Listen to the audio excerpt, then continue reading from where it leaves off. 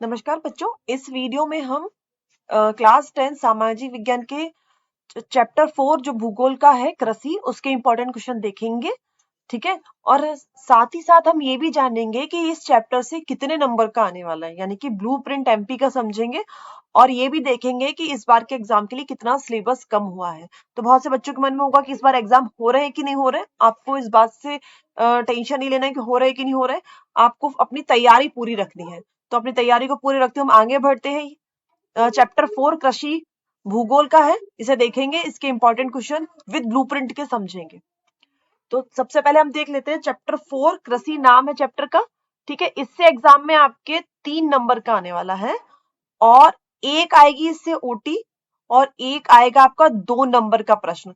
यानी कि आपको इससे बड़े प्रश्न तैयार नहीं करने, एक ओटी और एक क्वेश्चन आएगा 2 नंबर का।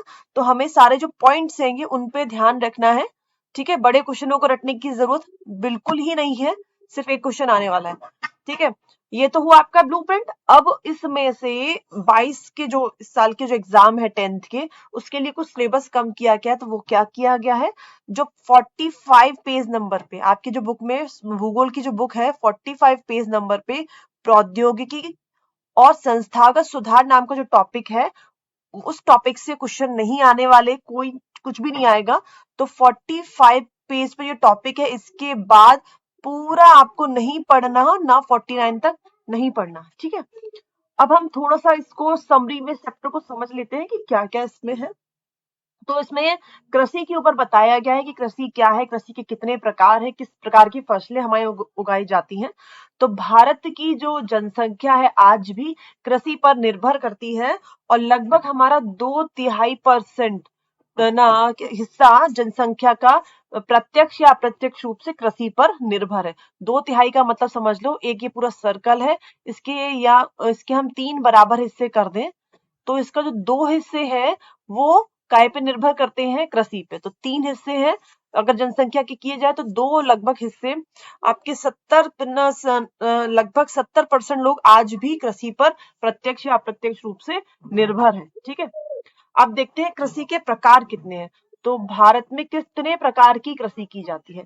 तो पहला है प्रारंभिक जीविका निर्वाह कृषि। इसमें इस कृषि में क्या होता है, प्रारंभिक यानी पुराने जमाने के हिसाब से कृषि की जाती है। तो आज भी भारत के बहुत से हिस्से में जो किसान बहुत गरीब हैं, वो इस प्रकार की कृषि करते हैं। उनके पास छोटे हिस्से होते हैं, भूमि के कैसे छोटे छोटे टुकड़े होते हैं, उन पर पुराने जमाने के जो कृषि औजार हैं, जैसे कि हल है, खुदाई वाली छड़ी है, डाव है, इनका इस्तेमाल करके वो कृषि करते हैं। तो प्रारंभिक जीविका निर्वाह कृषि का मतलब पुराने जमाने की कृषि। किसान कैसे हैं, उनके पास कृषि का बहुत छोटा टुकड़ा है, उन पे ज्यादा संसाधन भी नहीं है, धन भी नहीं है, तो वो उनको ट्रैक्टर नहीं ले सकते। तो वो क्या करते हैं, पुराने जमाने के जो कृषि औजार है उनसे वो कृषि करते हैं और परिवार और उनके जो घर के लोग होते हैं वो कृषि में उनकी मदद करते हैं। तो प्रारंभिक जीविका निर्वाह कृषि में क्या होता है, जमीन का छोटा टुकड़ा है और किसान क्या करते हैं, पुराने जो औजार है, लकड़ी का हल है, डाऊ है, खुदाई, इनसे करना क्या करते हैं, कृषि करते हैं और परिवार के लोग उसमें मदद करते हैं। अब इनके पास ना इतना पैसा भी नहीं होता कि वो वो उर्वरक डाल सके, कि फर्टिलाइजर डाल सके या सिंचाई करवा सके। तो ये पूरी तरह से प्रकृति पे निर्भर करते हैं, पर्यावरणीय परिस्थितियों पर निर्भर करते हैं, अगर मानसून पर निर्भर करते हैं, मृदा की प्राकृतिक उर्वरता पे निर्भर करते हैं। यानी कि ये कोई और केमिकल डाल करके या उर्वरक डाल करके उर्वरा शक्ति को नहीं बढ़ाते, जितना जमीन में खुद की उर्वरा है उससे वो पैदावार करते हैं। ठीक है। तो याद रखना, प्रारंभिक जीविका निर्वाह कृषि में क्या होगा, छोटे टुकड़े हैं, कृषि के जो औजार हैं वो पुराने हैं, परिवार के लोग काम करते हैं और मानसून, मृदा की उर्वरता और फसल उगाने के जो पर्यावरणीय परिस्थितियां उन पर वो निर्भर करते हैं। अभी जो कर्तन दहन प्रणाली है कृषि, वो इसी के अंदर आती है। कर्तन दहन प्रणाली को हम स्थानांतरित कृषि भी कहते हैं। क्या कहते हैं, स्थानांतरित कृषि, या इंग्लिश में कहो शिफ्टिंग फार्मिंग। और कर्तन दहन को बोलते हैं स्लैश एंड बर्न, यानी कि काटो और जलाओ। इसके बारे में आगे की स्लाइड में हम जानेंगे। अभी सेकंड नंबर का देखते हैं। पहला ये हो गया प्रारंभिक जीविका निर्वाह कृषि, दूसरा है गहन जीविका निर्वाह कृषि। इसमें क्या है, इसमें आप मेन इसका जो लक्षण है वो याद रखना कि जमीन का हिस्सा क्या है, सीमित है, जितनी जमीन उतनी ही है, लेकिन उस क्षेत्र में जनसंख्या ज्यादा है। तो अब ज्यादा जनसंख्या के भरण पोषण के लिए ज्यादा हमको क्या चाहिए, पैदावार चाहिए। तो भूमि पर दबाव बहुत होता है कि ज्यादा पैदावार के लिए उसमें काफी सारे रासायनिक निवेश किए जाते हैं, सिंचाई का प्रयोग किया जाता है, ताकि क्या हो, ज्यादा पैदावार हो सके और ज्यादा जनसंख्या का भरण पोषण। अब देखो यहाँ पे भूमि पर जनसंख्या का दबाव अधिक होता है, तो गहन जीविका निर्वाह कृषि में क्या होगा, भूमि पर जनसंख्या का दबाव अधिक, ठीक है। और इसमें अधिक उत्पादन के लिए, इसलिए अधिक उत्पादन करना पड़ता है, जैविक रासायनिक निवेशों और सिंचाई का प्रयोग किया जाता है, ठीक है। इन दोनों में अंतर समझ में आया। इसमें क्या छोटे टुकड़े होंगे जमीन के, इसमें बड़े टुकड़े हो सकते हैं। इसमें ये सिंचाई नहीं करते, मानसून पर निर्भर है ये वाले, ठीक है। ये सिंचाई करते हैं ताकि पैदावार ज्यादा हो सके, उर्वरक का इस्तेमाल करेंगे, रासायनिक निवेशों का इस्तेमाल करेंगे, कैसे भी करके पैदावार ज्यादा हो, और इनके पास पैसा ही नहीं है कि वो कुछ कर सके। तीसरा टॉप पॉइंट देखो, वाणिज्यिक कृषि। वाणिज्यिक कृषि को इंग्लिश में कहते हैं कमर्शियल फार्मिंग। इसमें क्या होता है, पैसे कमाने के लिए, ये मुनाफे के लिए, ज्यादा से ज्यादा मुनाफा हो, इसीलिए वो क्या करते हैं, कमर्शियल वे पे यानी कि वाणिज्यिक तरीके से कृषि करते हैं। यानी कि निवेश ज्यादा करेंगे, पैसे भी खूब लगाएंगे, बड़ा खेत लेंगे, अच्छी क्वालिटी के बीजों का इस्तेमाल करते हैं, निवेश अधिक, जैसे कि अधिक पैदावार देने वाले बीज होंगे, रासायनिक उर्वरकों का इस्तेमाल करेंगे, कीटनाशकों का प्रयोग करेंगे। क्यों करेंगे, ताकि उच्च पैदावार प्राप्त हो सके, ठीक है। तो पहला वाले में क्या है, पुराने जमाने की कृषि। दूसरे में क्या है, जनसंख्या का दबाव अधिक है, तो वो क्यों कर रहे हैं, तो ज्यादा पैदावार करने की कोशिश कर रहे हैं। और तीसरे में क्या है, ये पूरा बिजनेस की तरह कृषि की जाती है, तो रासायनिक उर्वरक है, बीज है, कीटनाशकों का प्रयोग किया जाता है। और नेक्स्ट है रोपड़ कृषि। ये इंपॉर्टेंट है, देख लेना, क्वेश्चन भी इससे बनते हैं। रोपड़ कृषि एक वाणिज्यिक खेती का प्रकार है। इसमें क्या होता है, अंतर क्या है, इसमें क्या होता है, बहुत बड़े क्षेत्र में सिर्फ एक फसल बोई जाती है। याद रखना, इस प्रकार की खेती में लंबे चौड़े क्षेत्र में एक फसल बोई, जैसे पिक्चर देख रहे हैं, इस पिक्चर में आप देख रहे हैं कि इतने बड़े क्षेत्र में सिर्फ चाय की खेती की गई है, तो इस प्रकार की कृषि को हम रोपड़ कृषि कहते हैं। जैसे कि इसके उदाहरण हो गए आपके चाय, कॉफी, केला, नारियल, मसाले। तो हम एक ही प्रकार की फसल बहुत बड़े क्षेत्र में कर रहे हैं, तो वो कहलाएगी आपकी रोपड़ कृषि, ठीक है। अब आगे देखते हैं, हम देखते हैं भारत की फसलें। ये स्लाइड इंग्लिश में है, लेकिन आप परेशान मत होइए, मैं हिंदी में ट्रांसलेट करके बताऊंगी। मेजर क्रॉप्स ऑफ इंडिया, यानी कि भारत की मुख्य फसलें। पहला है खाद्यान्न फसलें। भारत में क्या है, कौन कौन सी खाद्यान्न फसलें हैं, खाद्यान्न फसलें, ये न है, फिर ये न है। तो खाद्यान्न फसलें कौन कौन सी हैं, चावल, चावल, गेहूं, मिलेट्स, मिलेट्स मतलब होता है मोटे अनाज, मोटे अनाज में आपका आएगा ज्वार, बाजरा, रागी, ठीक है। चावल, गेहूं, मोटे अनाज, ज्वार, बाजरा, रागी, मक्का और दालें, ठीक है। ये हो गए आपके खाद्यान्न। अब देखो, food crops other than grains, इनके अलावा कौन सी खाद्य फसलें होती हैं, तो देखो गन्ना, तिलहन, चाय और कॉफी, ठीक है। नेक्स्ट है हॉर्टिकल्चर, यानी कि बागाती फसलें या बागानी फसलें, बागाती या फिर बागानी फसलें। तो इन फसलों में फल, फूल, सब्जी की पैदावार की जाती है। फल, फूल और सब्जी की पैदावार होती है, ठीक है। तो इसको कहते हैं बागाती फसलें। अगला है नॉन फूड क्रॉप्स, जो हम नहीं खाते, वो हो गई आपकी रबड़, रबड़ की भी फसल करते, केरल में बहुत ज्यादा रबड़ होती है। और ये है आपकी रेशेदार फसलें, रेशेदार फसल। रेशेदार फसल में आपका आएगा कपास, जूट, रेशम, ठीक है। तो पहला हो गया खाद्यान्न फसलें, दूसरा हो गया अनाज के अलावा खाद्यान्न फसलें, फिर हो गया आपका बागाती फसलें, फिर वो फसलें जो खाने के लिए नहीं होती, जैसे कि रबड़ खाने के लिए नहीं है, फिर है रेशेदार फसलें, उसमें आपका कॉटन और जूट। तो ये भारत की मुख्य फसलें हमने देखी। अब आगे देखते हैं कृषि की कितने प्रकार की पद्धतियां हैं, या कितने फसल चक्र भारत में इस्तेमाल होते हैं। तो एक शब्द है, हिंदी वाले बच्चे जरूर देख लें, शस्य मतलब होता है ना क्रॉप्स, फसल, ठीक है, कंफ्यूज नहीं होना, क्रॉप को ही ना शस्य भी बोलते हैं। तो भारत में 3 ऋतुएं होती हैं, 3 मौसम होते हैं फसल के, एक होता है रबी, खरीफ और जायद, ठीक है। 3 फसलों के मौसम है, हम एक एक करके देख लेते हैं यहाँ पे। रबी, पहला देखो रबी, इसको याद रखना ऐसे, रबी मतलब सूरज होता है, तो ये जो रबी की फसल तब होगी जब सूरज गायब होगा, सूरज नहीं होगा। तो सूरज कब नहीं होता है? बरसात के मौसम, सॉरी, सर्दियों के मौसम में। तो ये शीत ऋतु की फसल भी कहते हैं इसको।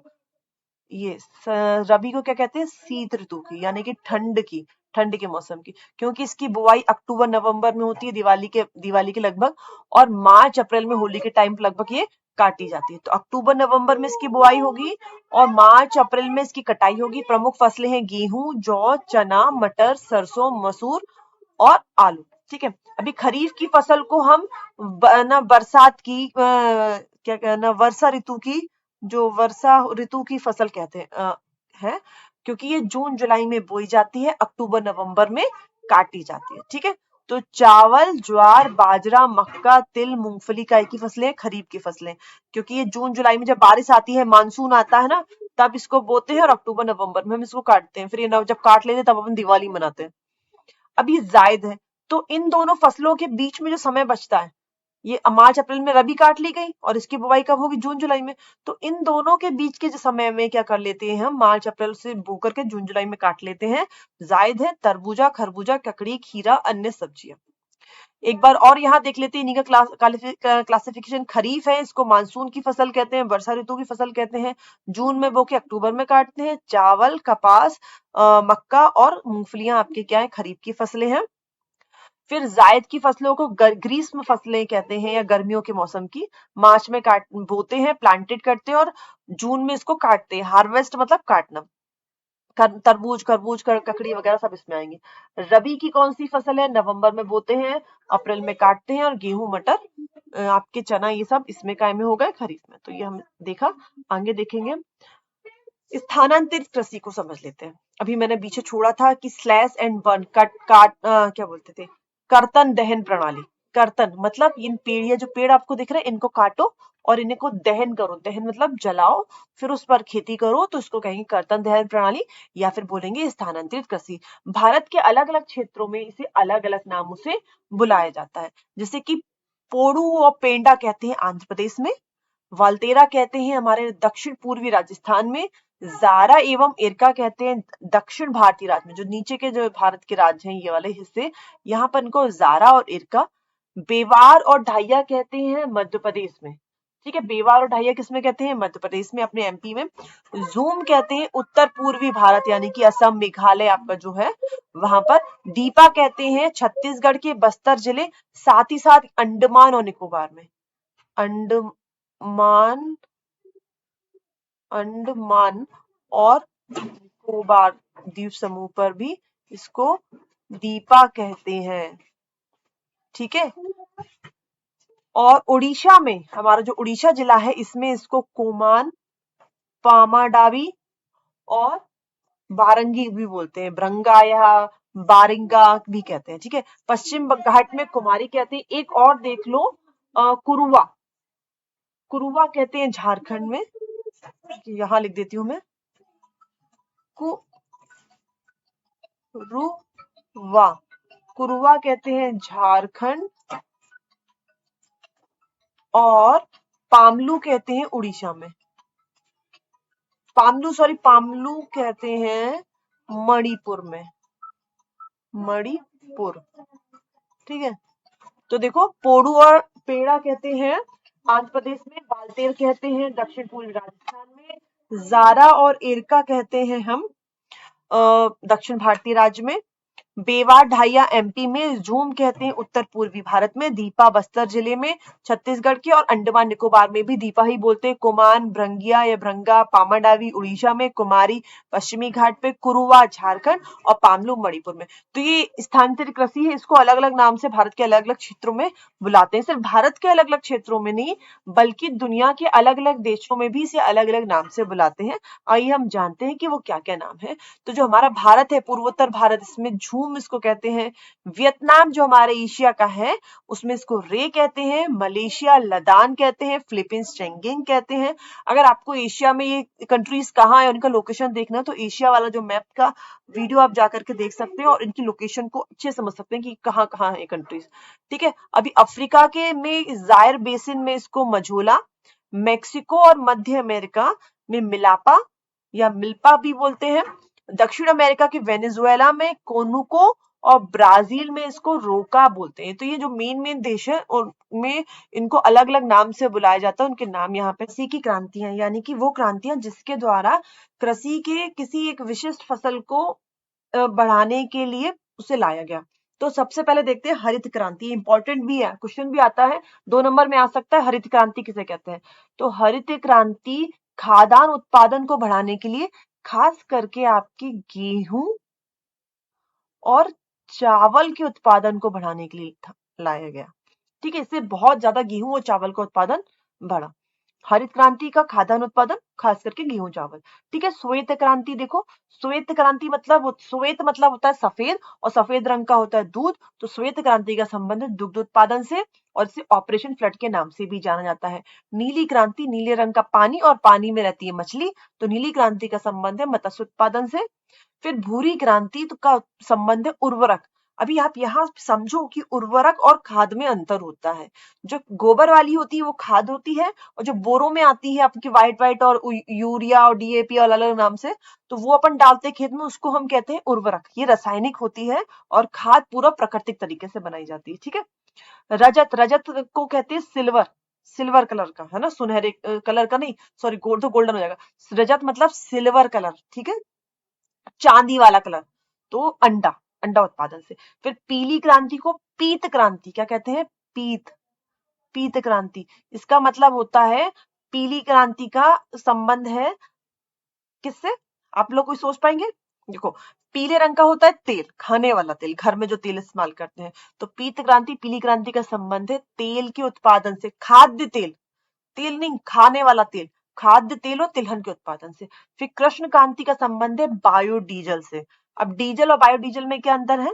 ये अपन जार, ये जो क्या बोलते हैं, पेड़ों से जो हमको डीजल बनाते हैं वो, उसको बायोडीजल कहते हैं।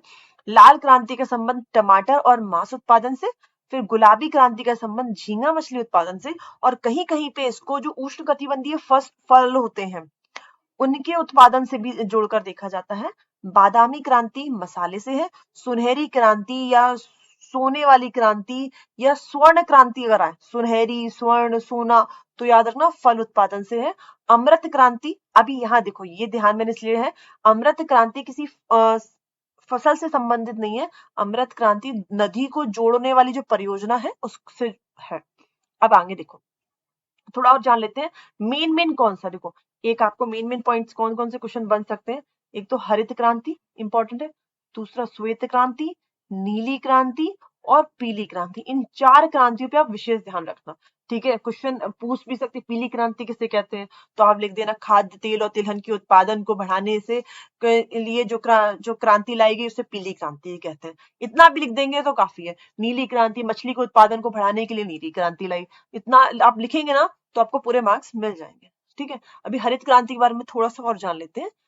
हरित क्रांति का क्यों कृषि क्षेत्र में उत्पादन तकनीक में सुधार करके कृषि उत्पादकता को बढ़ाने से संबंधित है। ठीक है, यानी कि कृषि क्षेत्र में जो उत्पादन को बढ़ाने के लिए, इसमें आप 5 चीजें याद रखना। क्या क्या किया क्या हुआ, तो देखो, पहले तकनीक, पहला क्या है? तकनीक, तकनीक यानी कि नई टेक्नोलॉजी, जैसे कि ट्रैक्टर है को ला करके और नए नए तरीके को इसमें ला करके उन्होंने पहले क्या कि खेत की जुताई। ठीक है, दूसरा क्या होगा फिर इसमें? हाई यील्डिंग वैरायटी के बीज, यानी कि अधिक उत्पादन, उच्च उत्पादकता वाले बीज। ठीक है, तो बीज हो गए अच्छी क्वालिटी वाले बीज, नहीं बीज, हाँ। फिर तीसरा क्या, अब बीज डाल दिए तो सिंचाई, व्यवस्थित सिंचाई। ठीक है, चौथा आप सिंचाई हो गया तो क्या हो गया उसमें क्या बोलते हैं, खाद भी लगेगी, उर्वरक भी लगेगा, तो उर्वरक। और फिर पांचवा आपका हो जाएगा, कीड़े लगेंगे तो कीटनाशक, कीटनाशक। ये 5 चीजें हैं, 5 उंगलियां, 5 चीजें आप याद रखना। इनमें सुधार करके अपन क्या किया गया, हरित क्रांति को लाया गया। ठीक है, और इससे खाद्यान्न उत्पादन में बढ़ोतरी हुई। कब आई, शुरू हुई 1966-67 में। विश्व की अगर बात करें तो विश्व में किसका श्रेय जाता है, जो नोबेल पुरस्कार विजेता प्रोफेसर नॉर्मन ई बॉरलॉग को। अगर हम भारत में कहें तो भारत में हरित क्रांति का श्रेय जाता है एमएस स्वामीनाथन को। ठीक है, तो इतना ही हरित क्रांति आपको जितना याद रहा है लिखे आना। कृषि उत्पादन को बढ़ाने के लिए, उत्पादन तकनीक में सुधार करने के लिए 5 पॉइंट याद रखना। तकनीक, अच्छी तकनीक है ना, उच्च गुणवत्ता वाले बीज, सिंचाई, उर्वरक और कीटनाशकों का इस्तेमाल करके हरित क्रांति को लाया गया और इससे खाद्यान्न में उत्पादन में बढ़ी। अभी विश्व की बात करें तो नॉर्मन ई बॉरलॉग इसके जनक थे और भारत में एमएस स्वामीनाथन। तो ये हमने अभी देख लिया हरित क्रांति। अब देखते हैं श्वेत क्रांति।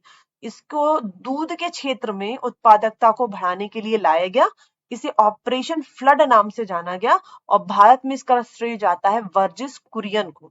ठीक है, दूध उत्पादन को बढ़ाने के लिए ऑपरेशन फ्लड नाम और वर्जिस कुरियन को इसका श्रेय जाता है। पीली क्रांति, खाद्य तेल और तिलहन फसलों के उत्पादन में वृद्धि के लिए। स्वर्ण क्रांति में बताया था, सुनहरी क्रांति, स्वर्ण क्रांति फल और बागवानी में वृद्धि के लिए। गोल क्रांति का संबंध आलू से, मूक क्रांति का मोटे अनाज से और सदाबहार क्रांति का जैव तकनीक द्वारा कृषि में समग्र विकास हेतु। ठीक है, तो ये हमारी क्रांतियां थी और इसमें से क्वेश्चन आ सकता है एक आध। हरित क्रांति किसे कहते हैं, श्वेत क्रांति किसे कहते हैं, पीत क्रांति किसे कहते हैं। तो 4 क्रांतियां बहुत इंपॉर्टेंट है।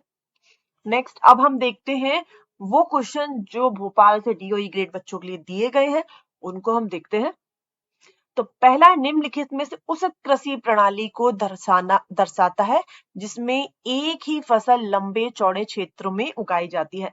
तो अभी हमने देखा था, आप सब लोग को याद होगा कि हम कौन सी वो फसल है, तो वो है आपकी रोपड़ कृषि। रोपड़ कृषि, ये देखो, ये जो पिक्चर दिख रहा है रोपड़ कृषि का उदाहरण है। एक फसल को लंबे चौड़े क्षेत्र में, इसके उदाहरण क्या है, चाय, कॉफी, नारियल। ठीक है, अब स्थानांतरित कृषि में क्या होता है, एक स्थान पर न काटते हैं, जलाते हैं, फिर उसकी खेती करते हैं, उर्वरा शक्ति खत्म हो जाती तो स्थान को छोड़ करके दूसरे स्थान पे चले जाते हैं, वहां के जंगलों को काटो, जलाओ और फिर खेती करो 4, 5, 6 साल। तो ये स्थानांतरित कृषि होगी। बागाती कृषि में क्या था, फल फूल सब्जी की पैदावार। और गहन कृषि में क्या था, जब जनसंख्या का अधिक दबाव हो तब वो पैदावार को अधिक करने का प्रयास किया जाए, तो वो गहन कृषि का है। ठीक है, कौन सी रबी की फसल है, रबी की फसल है गेहूं। ठीक है, बाकी तीनों खरीफ की फसलें। कौन सी एक फलीदार फसल है, तो फलीदार फसल होती है दाल। भारत की कितनी जनसंख्या कृषि कार्य में संलग्न है, अभी हमने देखा था 2/3 जनसंख्या कृषि कार्य में संलग्न है। भारत की मुख्य खाद्यान्न फसलें, खाने वाली फसलें कौन सी है, तो ये चारों भारत की मुख्य खाद्यान्न फसलें हैं, पर नंबर 1 पे है चावल और नंबर 2 पे है गेहूं। ठीक है, नंबर 1 पे चावल, तो मुख्य खाद्यान्न फसल चावल है, उसके बाद है गेहूं। अब सत्य असत्य देख लेते हैं। रोपड़ कृषि के द्वारा चाय, कॉफी, रबड़ का इस्तेमाल का रोपड़ किया जाता है, तो ये सही। अभी हमने देखा था एक फसल का बड़े क्षेत्र में अपन कर रहे हैं, तो चाय, कॉफी, रबड़ इसके उदाहरण है। ये सत्य है आपका, यहाँ सत्य लिख लेते हैं, राइट लिख देते हैं, जो भी आपको लिखना हो, सत्य। नेक्स्ट है 2015 के आंकड़ों के आधार पर भारत चाय का सबसे बड़ा उत्पादक देश था। नहीं, सबसे बड़ा उत्पादक देश चीन है, भारत नहीं। ठीक है, तो चाय का सबसे बड़ा उत्पादक देश कौन है, चीन। भारत दूसरे नंबर पे है, तो ये आपका असत्य हो जाएगा। ठीक है, फिर जूट, कपास और प्राकृतिक रेशम भारत में उगाई जाने वाली रेशेदार फसलें हैं। फाइब्रस क्रॉप है, सत्य। ये तीनों ही रेशेदार फसलें हैं और भारत में उगाई जाती हैं। भारतीय कृषि के 60% लोगों को आजीविका मिलती है। 60% नहीं, 70% लोगों को आजीविका मिलती है, इसलिए इसको भी अपन असत्य कर देंगे। नेक्स्ट देखो, चाय की झाड़ियों को उगने के लिए वर्ष भर कोश, नम और पाला रहित जलवायु की आवश्यकता चाहिए, सही है ये, तो इसको आप सत्य लिख दो, सत्य। ठीक है, नेक्स्ट देखते हैं, एक शब्द में उत्तर देना है आपको। भारतीय जनसंख्या का मूल आधार क्या है, तो भारतीय जनसंख्या मूल रूप से कृषि पर निर्भर है, तो उत्तर होगा कृषि। देश के किन राज्यों में चावल की 2 से 3 फसलें की जाती है, इसका मतलब ये है एक साल में 2 से 3 फसलें, या तो 2 बार उगा लो उसी खेत में या 3 बार उगा लो, तो ऐसा कहाँ होता है। यानी कि खरीफ के टाइम पर भी आप चावल कर रहे हैं, क्योंकि चावल वैसे खरीफ फसल है, लेकिन रबी के टाइम पर भी चावल की पैदावार कर ली जाती है। अलग अलग वैरायटी के चावल आते हैं, तो रबी के टाइम पर भी कर ली जाती है। तो ऐसा कौन सा राज्य है जहां पर खरीफ के टाइम पर भी, रबी के टाइम पर भी क्या किया जाता है, चावल की खेती कर ली जाती है, तो वो है हमारा पश्चिम बंगाल, यानी कि वेस्ट बंगाल में चावल की 2 से 3 ना फसल कर ली जाती है साल में। पश्चिम बंगाल। भारत में जूट उत्पादक राज्य कौन सा है? तो ये बताने से पहले आप देख लो, ये जूट के जो लंबे लंबे पेड़ दिख रहे हैं, जूट के पेड़ है। बाद में इनको सुखा लिया जाता है, सुखा करके ऐसे हो जाते हैं, फिर कूट करके इनके रेशे बना करके इनकी रस्सियां, बोरे वगैरह बनाए जाते हैं। तो ये आपको जो पिक्चर दिख रहा है, ये जूट के पेड़ है। ठीक है, कपास के पेड़ आप सबने देखे हैं, बहुत बार मैंने पिक्चर भी दिखाया। तो सबसे ज्यादा जूट कहाँ होता है? ये भी होता है पश्चिम बंगाल में। पश्चिम बंगाल। ठीक है, अब ये देखो, भूमि पर जनसंख्या का अधिक दबाव वाले क्षेत्र। अभी जनसंख्या का अधिक दबाव, ऐसी कृषि को हम क्या कहेंगे? इस प्रकार की कृषि को हम कहेंगे गहन कृषि। जनसंख्या का अधिक दबाव है तो गहन कृषि। एक ही फसल बहुत बड़े क्षेत्र में की जा रही है तो रोपड़ कृषि। फल फूल सब्जी की जा रही है तो बागाती फसलें। ठीक है, उस फसल का नाम बताओ जो भारत में खरीफ और दक्षिण भारत में रबी के टाइम पे की जाती है। तो जो आपके तिल है, तिल की जो फसल है वो भारत में, उत्तर भारत में खरीफ और दक्षिण भारत में रबी के फसल के रूप में की जाती है। ठीक है, अभी देख लेते हैं कुछ, एक ये एक्स्ट्रा है, ये क्वेश्चन जो क्वेश्चन आए हैं भोपाल से, उनमें से नहीं, ये एक्स्ट्रा मैंने एक दो डाल दी ताकि अपनी थोड़ी समझ बेहतर हो जाए। कौन सी फसल है जो खाद्यान्न और चारा दोनों के रूप में इस्तेमाल होती है? तो देखो, मक्का एक ऐसी फसल है जो खाने के इस्तेमाल में हम लोग भी खाते हैं और जानवरों को भी खिलाते हैं। ठीक है, तो मक्का। ठीक, कर्तन दहन, ये बहन नहीं होगा, यहाँ पे दहन कर लो भैया, बहन नहीं होगा, दहन। तो कर्तन दहन प्रणाली को यानी कि स्थानांतरित कृषि को किस राज्य में दीपा कहा जाता है? तो बस्तर, बस्तर देखा था हमने, छत्तीसगढ़ के, और अंडमान निकोबार। तो इसमें आपका कौन सा अंडमान निकोबार है? तो अंडमान निकोबार और बस्तर में इसको दीपा कहा जाता है। कौन सी फसल रेशेदार है? तो जूट, मकई, गेहूं, बाजरा। तो जूट आपका रेशेदार फसल है। कौन सी रेशेदार फसल नहीं है? तो भैया कपास है, जूट है, गन्ना, गन्ना नहीं है। तो सही आंसर आपका गन्ना होगा। और सन भी एक रेशेदार फसल है। ठीक है, कपास, जूट और सन रेशेदार फसल है, जबकि गन्ना रेशेदार फसल नहीं है। तो उन्होंने नहीं कहा है, तो हमारा उत्तर गन्ना होगा। गेहूं के उत्पादन में भारत का विश्व में कौन सा उत्पादन है? तो भैया गेहूं की बात करो, चावल की बात करो, हमारा दूसरा स्थान है और प्रथम स्थान पर चीन है। तो दूसरा स्थान भारत का। चावल, सॉरी, दाल के मामले में हम पहले नंबर पे हैं। दाल सबसे ज्यादा भारत में होती है। मोटे अनाज, और खाते भी हम सबसे ज्यादा दाल हैं। मोटे अनाज की फसल नहीं है। तो मोटे अनाज को इंग्लिश में मिलेट्स कहते हैं, कंफ्यूज मत होना, मिलेट्स। ठीक है, मिलेट्स कहते हैं मोटे अनाज को। इसमें आपके आते हैं ज्वार, बाजरा, रागी। तो ज्वार, बाजरा, रागी, ये गन्ना नहीं है मोटा अनाज, ये तो गन्ना है। ये तो क्या है? कैश क्रॉप है, नकदी फसल है हमारी। ठीक है, ये आपका सही उत्तर होगा गन्ना। उजला सोना, सफेद सोना किसे कहते हैं? तो उजला सोना, सफेद सोना हम कपास को कहते हैं। सुनहरा सोना रेशा किसे कहते हैं? तो सुनहरा रेशा हम जूट को कहते हैं। गोल्डन फाइबर, सुनहरा रेशा जूट को बोलते हैं। ठीक है, और उजला यानी कि सफेद सोना कपास। गेहूं फसल है, गेहूं काय की फसल है भैया? सर्दियों के टाइम होती है और इस समय हो रही है, तो ये एक रबी फसल है। गेहूं का प्रमुख उत्पादक नहीं है। तो गेहूं याद रखना उत्तर भारत में होता है, दक्षिण भारत में गेहूं नहीं, चावल ज्यादा होता है। तो उत्तर प्रदेश, नहीं, मसाले वगैरह अन्य फसलें होती हैं। उत्तर प्रदेश में होता है, मध्य प्रदेश में होता है, तमिलनाडु में नहीं होता, राजस्थान में होता है। तुम्हारा सही उत्तर है तमिलनाडु।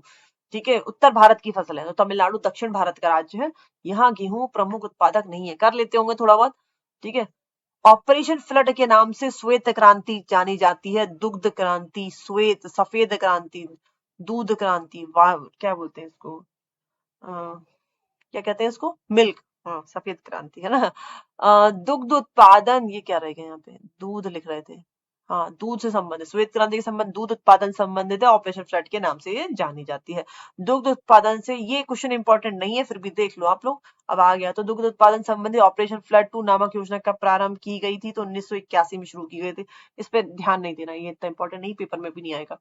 जायद फसल किस मौसम में की जाती है? तो ये गर्मियों की फसल है। ठीक है, गर्मियों की, गर्मियों की। बरसात में, मानसून में कौन सी होती है? खरीफ होती है। ठीक है, और जाड़े में यानी शीत ऋतु में कौन सी होती है? रबी होती है। ये र है ना, रबी। दुग्ध उत्पादन में विश्व में भारत का कौन सा स्थान है? तो दूसरा स्थान है, ये देख लेना। मुझे लगता था शायद प्रथम द्वितीय में कंफ्यूजन आप लोग देख लेना। रोपड़ फसल नहीं है, रोपड़ फसल नहीं है, तो गेहूं रोपड़ फसल नहीं है। गन्ना, चाय और रबड़ तीनों रोपड़ फसलें हैं। एक बहुत बड़े एरिया में इनका किया जाता है। गन्ने का शक्कर के लिए बहुत किया जाता है, चाय का चाय के लिए, रबड़ का ये रबड़ बनती है, ये आपके ट्रक वगैरह सब में बहुत सारी चीजों में लगती है। रबी फसल की बुआई किस माह की जाती है? तो ये की जाती है दिवाली के बाद, अक्टूबर नवंबर में। नेक्स्ट, इतना हो गया। आई होप ये आपके लिए यूजफुल होगा। एग्जाम की कंफ्यूजन दिमाग से निकाल दो, हो रहे कि नहीं हो रहे। आप पूरा फोकस अपनी पढ़ाई पे रखिए।